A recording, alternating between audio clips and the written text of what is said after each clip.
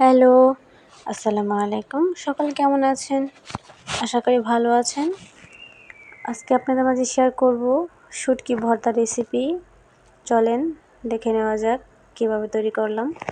হঠাৎ করে আমার শুটকি ভর্তা খেতে মন চাইছিল, তো অল্প কিছু শুটকি নিয়ে আমি ভর্তা বানাবো। এই তো অল্প শুটকির মধ্যে আমি গরম পানি ঢেলে দিলাম।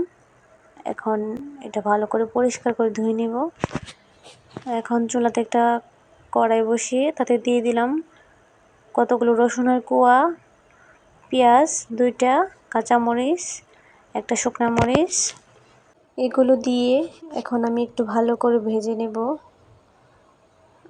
এই তো ভাজা অর্ধেক হয়ে গেছে। এখন আমি দিয়ে দিব আগে থেকে ধুয়ে রাখা শুটকিগুলো, খুবই অল্প পরিমাণে শুটকি। এই তো আমি এখন শুটকিগুলো দিয়ে দিলাম। শুটকিগুলো দিয়ে ভালো করে ভেজে নেব।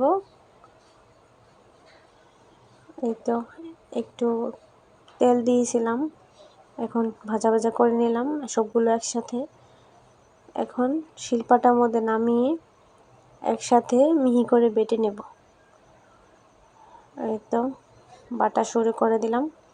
আমার মতো কে আছেন শুটকি লাভার, ভর্তা লাভার, ভর্তা খেতে ভালোবাসেন, কমেন্ট করে জানাবেন।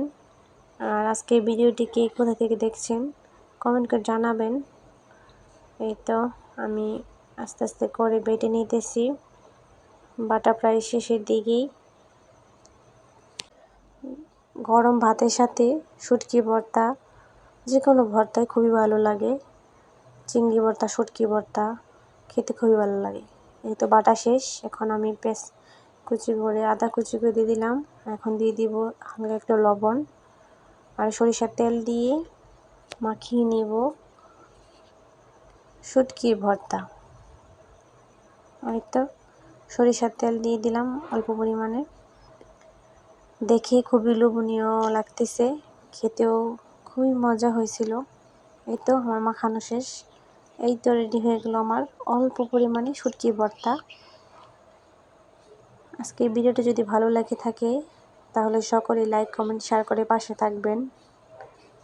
আর আজকের ভিডিওটি পর্যন্তই। সকলে ভালো থাকবেন। আল্লাহ হাফেজ।